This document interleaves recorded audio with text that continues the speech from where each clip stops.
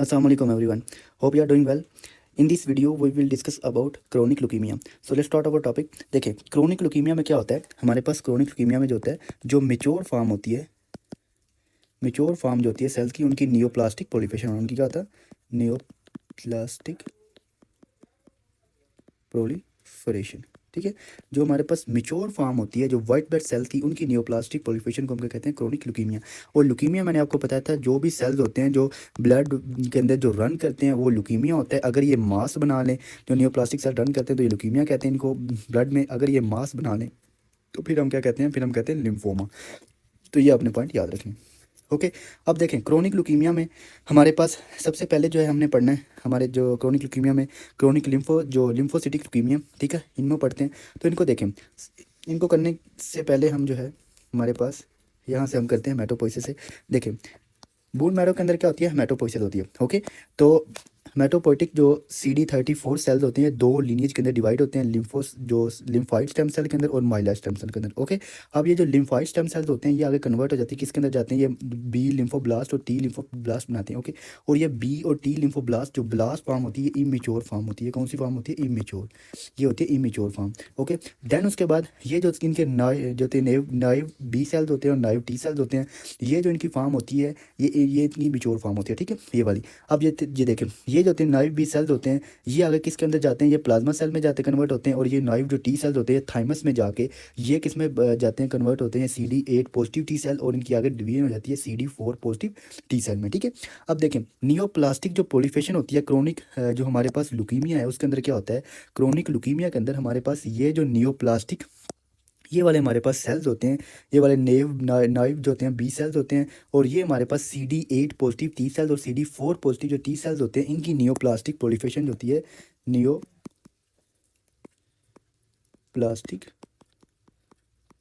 Proliferation. तो इनकी neoplastic proliferation को हम क्या कहते हैं, हम कहते हैं हमारे पास ये होता है क्रोनिक ल्यूकीमिया। ठीक है, क्रोनिक ल्यूकीमिया हमारे पास इनकी नियोप्लास्टिक प्रोलिफरेशन होगी तो इनको हम कहेंगे क्रोनिक ल्यूकीमिया। तो क्या आपने ये पॉइंट याद रखना है, जब भी हमारे पास जो मेच्योर सेल्स की नियोप्लास्टिक प्रोलिफरेशन को हम क्या कहते हैं, क्रोनिक ल्यूकीमिया। तो देखें हमारे पास सबसे पहले जो है अभी हम टॉपिक करते हैं क्रोनिक ल्यूकीमिया। तो इसमें जो नियोप्लास्टिक प्रोलिफरेशन होती है वो किसकी होती है, वो लिम्फोसाइट की होती है। किसकी होती है, लिम्फोसाइट। और लिम्फोसाइट जो हमारे पास ये मेच्योर फॉर्म होती है, जो ब्लास्ट होती है वो इमेच्योर फॉर्म होती है, और जो हमारे पास साइट होती हैं वो मेच्योर फॉर्म होती है। तो लिम्फोसाइट की नियोप्लास्टिक प्रोलिफरेशन को हम क्या कहते हैं, क्रोनिक ल्यूकीमिया। और इसमें क्या होता है, वाइट ब्लड जब भी देखें, वाइट ब्लड सेल किस तरह काउंट इनका रेज कर जाता है। तो ये थे हमारे पास हेमेटोपोइटिक स्टेम सेल्स, ये आगे डिवाइड हो गए, ये किसके अंदर डिवाइड होते हैं, ये आगे जाते हैं लिम्फाइड के अंदर, लिम्फाइड के अंदर और माइलॉइड के अंदर। अब देखें यहाँ से आगे बनते हैं रेड ब्लड सेल। ओके, यहाँ से आगे बनते हैं बेजोफिल, इयोसिनोफिल और न्यूट्रोफिल बेन। ठीक है, और उसके बाद क्या बनते हैं, मोनो, और इससे क्या बनते हैं, मोनोसाइट, मोनोसाइट बनते हैं। और क्या बनते हैं, मेगा कैरियोसाइट। और इससे आगे क्या बनता है, बी लिम्फोसाइट और टी सेल। ठीक है, टी लिम्फोसाइट। तो ये जो हमारे पास होते हैं ना, इनमें हमारे पास जो होती हैं बेजोफिल। ठीक है, इनमें हमारे पास जो बेजोफिल हैं, eosinophil, neutrophil, monocyte. Okay, monocyte, B cells और टी सेल, ये जो सेल्स होते हैं, इन सब सेल्स को हम क्या कहते हैं, इन सब सेल को, ये वाले जो हमारे पास सेल्स होते हैं, ये वाले इनको हम कहते हैं वाइट ब्लड सेल। तो अब देखें हमारे पास कौन से सेल्स होते हैं, नियोप्लास्टिक प्रोलिफरेशन हो रही है अभी हम क्रोनिक ल्यूकीमिया में, लिम्फोसाइट उनकी नियोप्लास्टिक प्रोलिफरेशन होती है।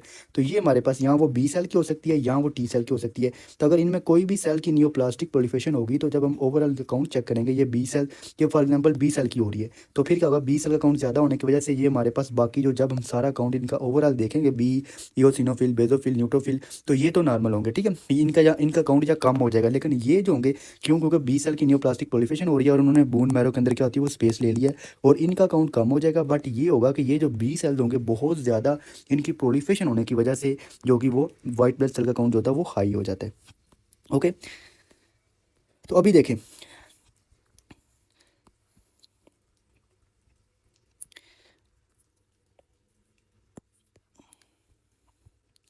ओके। यूजुअली होता है इनका इंसीडियस ऑनसेट होता है, तो इससे क्या मुराद होती है, इंसीडियस ऑनसेट से क्या मुराद होती है, इंसीडियस जो स्लो ऑनसेट होता है, स्लो ऑनसेट, ठीक है, स्लो ऑनसेट होता है। और सीन इन ओल्डर, और ये ओल्डर में 60 ईयर की एज में जो होता है, 65 ईयर की एज में हमें जो होता है वो प्रेजेंटेशन होती है इनकी। क्यों? क्योंकि इनका जो ऑनसेट होता है वो स्लो होता है, बहुत स्लो ऑनसेट होता है। फॉर एग्जाम्पल 30 ईयर पे इनका जो हुआ था प्रोलिफेशन स्टार्ट हुई थी, वो स्लो स्लो स्लो करती 60 ईयर पे जाकर उनकी मे भी प्रेजेंटेशन हो, उनको जो होता है वो सिम्टम आना स्टार्ट हो जाए, ठीक है। तो इनका जो ऑनसेट होता है वो बहुत स्लो होता है। अब देखें हमारे पास जो क्रोनिक लुकीमिया में सबसे पहला जो हमारे पास जो हमारे पास है लुकीमिया, वो है क्रोनिक लिम्फोसिटिक लुकीमिया। कौन सा है? Chronic lymphocytic leukaemia. तो क्रोनिक लिम्फोसिटिक जो लुकीमिया होता है, इसमें क्या होता है, इसके अंदर देखें हमारे पास जो नाइव नाइव बी सेल्स होते हैं, इनकी नियोप्लास्टिक प्रोलिफेशन होती है। जो नाइव हमारे पास नाइव बी सेल्स होते हैं, इनकी नियोप्लास्टिक प्रोलिफेशन होती है। जब इनकी नियोप्लास्टिक प्रोलिफेशन होती है, तो हमने जो लास्ट वीडियोस थी जिनमें हमने अक्यूट लिम्फोब्लास्टिक लुकीमिया किया था, उसके अंदर मैंने बताया था कि जो बी सेल्स होते हैं, इनका जो हमारे पास इनके जो मार्कर्स होते हैं वो था 10, CD10, CD19, okay, CD20, CD21, ठीक है। तो ये इनकी नीड होती है हमारे पास, ये होती हैं इनके अंदर जो होती हैं मार्कर्स होते हैं, ओके। अब देखें, बट इसके अंदर जो क्रोनिक लिम्फोसिटिक लुकीमिया, इसके अंदर एक एक्सेप्शन है। और मैंने आपको बताया था कि जो टी सेल के जो मार्कर्स होते हैं, अगर टी सेल की नियोप्लास्टिक प्रोलिफेशन होगी तो उसके जो मार्कर होते हैं वो हमारे पास होते हैं CD2 से लेकर CD8 तक, ठीक है, CD8 तक।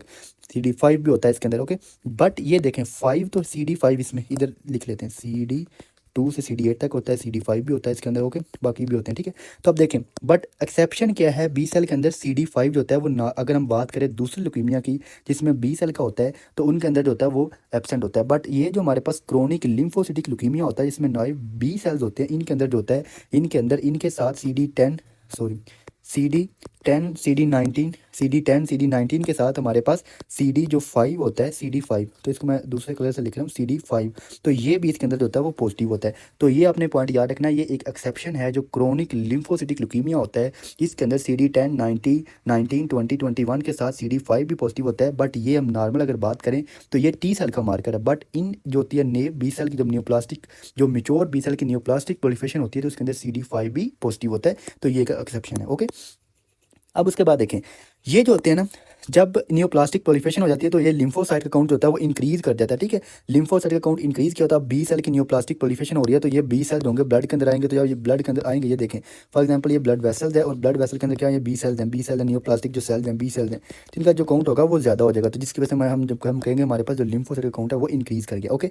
अब जब इनकी पेरिफेरल स्मीयर करवाएंगे, जब ब्लड का सैंपल लेंगे, उसकी पेरिफेरल स्मीयर करवाएंगे, तो ये जो सेल्स होंगे ये स्मज सेल्स होंगे। क्या होंगे? स्मज सेल्स होते हैं। स्मज सेल्स क्या होते हैं, जब इनको स्लाइड के ऊपर डालते हैं, इनका स्मीयर करवाते हैं, तो ये हमारे पास जो होते हैं ना सेल्स, स्मज सेल, इनकी फ़ोटो अभी जो होती है वो इधर नहीं है, ठीक है। तो ये स्मज सेल्स होते हैं, ये बड़े फ्रेजाइल से होते हैं। जब फ्रेजाइल होते हैं, जब इनको स्मीयर के ऊपर डालते हैं, तो ये सेल्स की होती है डिस्ट्रक्शन हो जाती है। क्या होती है? डिस्ट्रक्शन हो जाती है। डिस्ट्रक्शन होती है, इनका जो डिस्ट्रक्टिव जो होती है, इनकी जो पैटर्न होता है वो डिस्ट्रक्टिव पैटर्न बन जाता है, ठीक है।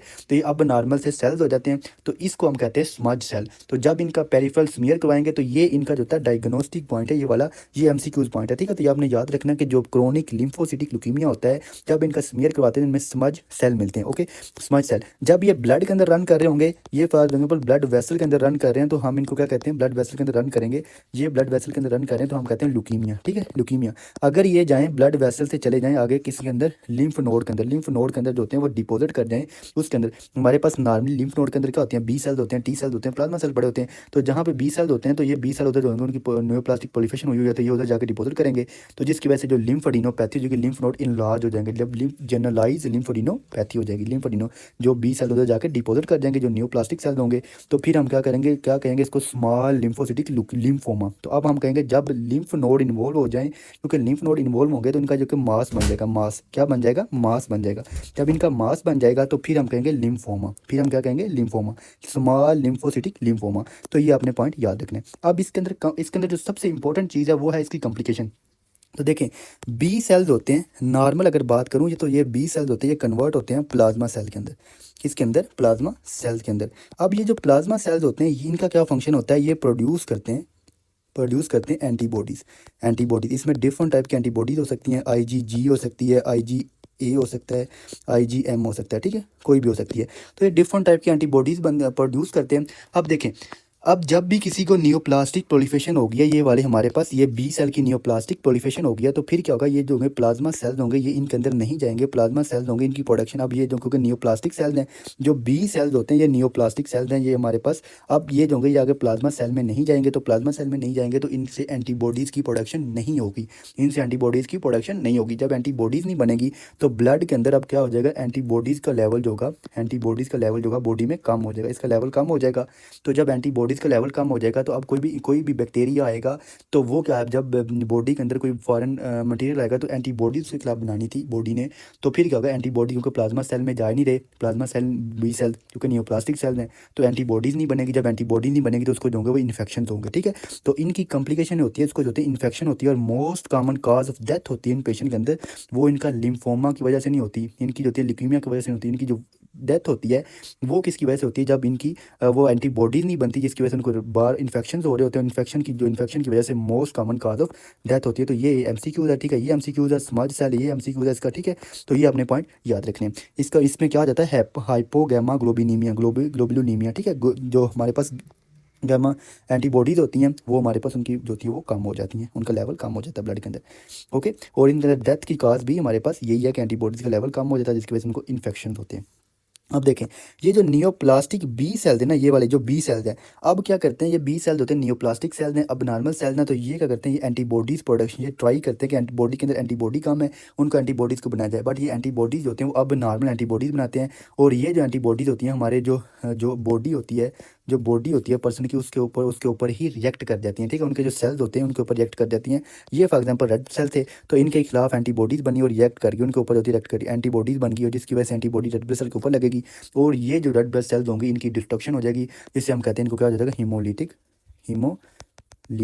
अनीमिया, क्या हो जाएगा, हीमोलिटिक अनीमिया हो जाएगा। तो ये अपने पॉइंट याद रखने। और क्या होता है, हीमोलिटिक अनीमिया होता है इनको, इन्फेक्शन होते हैं, और most common cause of death क्या होती है, इन्फेक्शन होते हैं, ओके।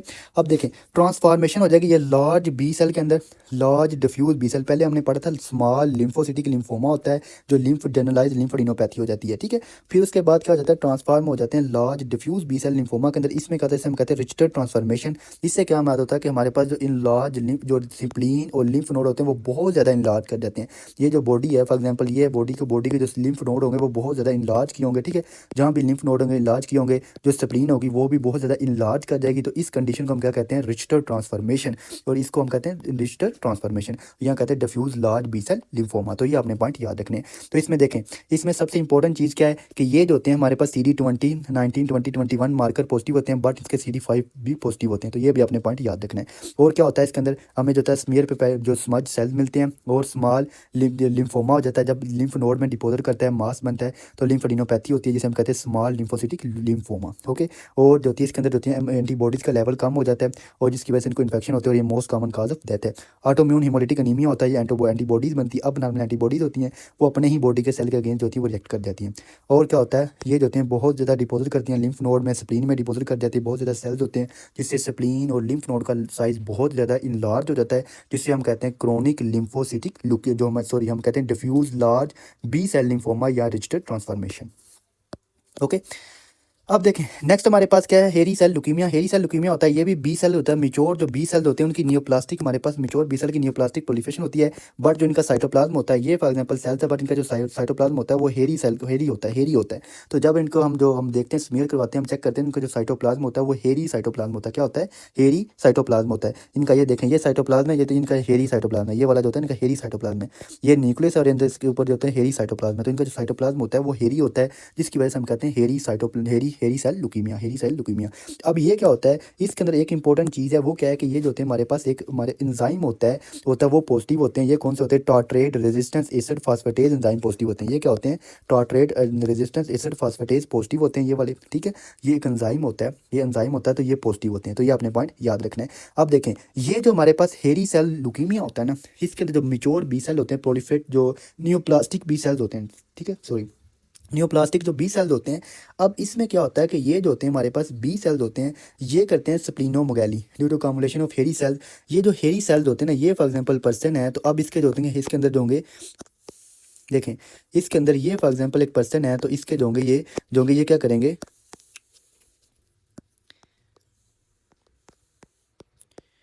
अब जो होगा ये पर्सन है तो इसकी जो होंगे ना ये जो होंगे स्प्लीन के होंगे, हमें पता है कि स्प्लीन के जो होते हैं वो दो पार्ट होते हैं, एक रेड पल्प होता है, वाइट पल्प होता है। तो जो वाइट पल्प है ये स्प्लीन है और स्प्लीन का जो होते हैं दो पार्ट है, ये रेड पल्प है, ये उसका वाइट पल्प है और ये रेड पल्प है। अब जो रेड पल्प के अंदर क्या होती है, मोस्टली रेड ब्लड सेल पड़े होते हैं, मोस्टली क्या पड़ा होता है, रेड ब्लड सेल। बट जो वाइट पल्प होता है, वाइट पल्प के अंदर क्या पड़े होते हैं, वाइट ब्लड सेल पड़े होते हैं, वाइट ब्लड सेल पड़े होते हैं, ठीक है। बट ये जो नियोप्लास्टिक बी सेल्स होते हैं ये क्या करते हैं, ये जो होते हैं रेड ब्लड सेल जो रेड पल्प होता है उसके अंदर डिपोजिट कर देते हैं स्प्लीन के। तो जिससे हम कहते हैं कि जिसकी वजह से क्या होता है, स्प्लीनोमेगाली हो जाती है, स्प्लीनोमेगाली हो जाती है। तो ये आपने याद रखना है कि किसके अंदर डिपोजिट किए होते हैं, ये रेड पल्प के अंदर जो होते हैं नियोप्लास्टिक बी सेल होते हैं डिपोजिट किए होते हैं। और क्या करते हैं, और ये होते हैं हमारे पास यहाँ पे जो होती हैं, ये जो होती हैं बून मैरो, देखिए ये बून मैरो होती है उसके अंदर डिपोजिट करते हैं ये वाले सेल, और बून मैरो में डिपोजिट करेंगे, बून मैरो के अंदर ये डिपोजिट करते हैं और बून मैरो का करवा देते हैं जो होती है फाइब्रोसिस, फाइब्रोब्लास्ट को एक्टिवेट करवाते हैं उधर से। और जिसकी वजह से क्या हो जाती है, फाइब्रोसिस। जब बून मैरो की फाइब्रोसिस हो जाएगी तो अब क्या होगा, जब फाइब्रोसिस हो जाएगी तो अब उसके अंदर जो होंगे वो नॉर्मल हेमाटोपोइटिक सेल्स होंगे, वो उनकी वो फाइब्रोसिस होने की वजह से वो सेल्स उनकी प्लेजिया हो जाएगा, ठीक है, उनका प्लेजिया हो जाएगा। अब वो सेल उधर नहीं होंगे तो फिर क्या होगा, जब हम ड्राई टैप जब हम करेंगे, हम इसका जो है सैंपल लेंगे बायोप्सी के लिए हम टैप करेंगे, तो फिर क्या होगा, मैं जो ड्राई टैप जब हम जो सिरिंज को रिमूव करेंगे तो ड्राई टैप होगा, मेरे को उसमें कुछ भी नहीं मिलेगा, ठीक है। तो इसे कहते हैं ड्राई टैप, इसको क्या कहते हैं, ड्राई टैप। और ये किसकी वजह से हो रहा है, ये हो रहा होता है जो फाइब्रोसिस होती है, फाइब्रोसिस की वजह से जो हमारे पास बून मैरो में फाइब्रोसिस होती है जिसकी वजह से ड्राई टैप होता है। तो ये याद रखना है, उस स्प्लीनोमेगाली होती है और कहाँ अकामुलेट करते हैं, हेरी सेल्स होते हैं वो रेड पल्प के अंदर, तो ये आपने याद रखना है। अब इसके अंदर इंपॉर्टेंट चीज़ क्या होती है, हमने जो क्रोनिक लिम्फोसिटिक लुकीमिया था, जो हमने जो ऊपर वाला किया इसके अंदर जो होती है वो लिम्फेडिनोपैथी होती है, बट इसके अंदर लिम्फेडिनोपैथी होती है वो एब्सेंट होती है। तो ये अपने पॉइंट याद रखना, लिम्फेडिनोपैथी होती है वो यूजली एब्सेंट होती है, ठीक है, इसके अंदर एब्सेंट होती है। तो ये अपने पॉइंट याद रखना, लिम्फेडिनोपैथी एब्सेंट होगी, ओके। अब उसके बाद क्या होता है, इसके अंदर जो इसका जो रिस्पॉन्स होता है, एक्सीलेंट जो रिस्पॉन्स करती है एक ड्रग होती है जिसे हम कहते हैं क्लेड्रीबीन, क्लेड्रीबीन ड्रग होती है। तो ये ड्रग जो होती है रिस्पॉन्स होती है, जो होती है हमारे पास एडिनोसिन डीअमाइनेज इनहिबिटर है, तो उसको जो होती है वो बहुत अच्छा रिस्पॉन्स देती है, इसका जो रिस्पॉन्स होता है वो एक्सीलेंट होता है इस ड्रग के अगेंस्ट, ठीक है। तो ये हमारे पास एक ड्रग्स है जो डी अमाइनेज जो एडिनोसिन डी अमाइनेज इनहिबिटर है, ठीक है, ये ड्रग्स होती है। तो ये जब हम देते हैं इन पेशेंट को तो ये बहुत अच्छा इसका रिस्पॉन्स आता है। तो ये हम इनका जो ट्रीटमेंट होता है वो किससे करते हैं, क्लेड्रीबीन से। तो ये अपने पॉइंट जो याद रखने। अब हेरी सेल लुकीमिया का क्या आपने याद रखना है कि जो हेरी सेल लुकीमिया होता है इसके अंदर साइटोप्लाज्म होते हैं वो हेरी साइटोप्लाज्म होते हैं, और ये जो पॉजिटिव होते हैं ये पॉजिटिव होते हैं tartrate resistance acid phosphatase positive होते हैं, ओके। और इनकी जो होती है स्प्लीन के अंदर ये डिपोजिट कर जाते हैं बी सेल, और कौन से लोकेशन पे डिपोजिट करते हैं, जो होते हैं वो हमारे पास रेड पल्प में, रेड पल्प में वो बून मैरो में डिपोजिट करने की वजह से उसकी फाइब्रोसिस करवा देते हैं जिससे ड्राई टैप होता है। और इसके अंदर यूजली लिम्फेडिनोपैथी जो होती है वो हमारे पास एब्सेंट होती है, और हम इसकी ड्रग कौन सी देते हैं, क्लेड्रीबीन। तो ये अपने पॉइंट याद रखें।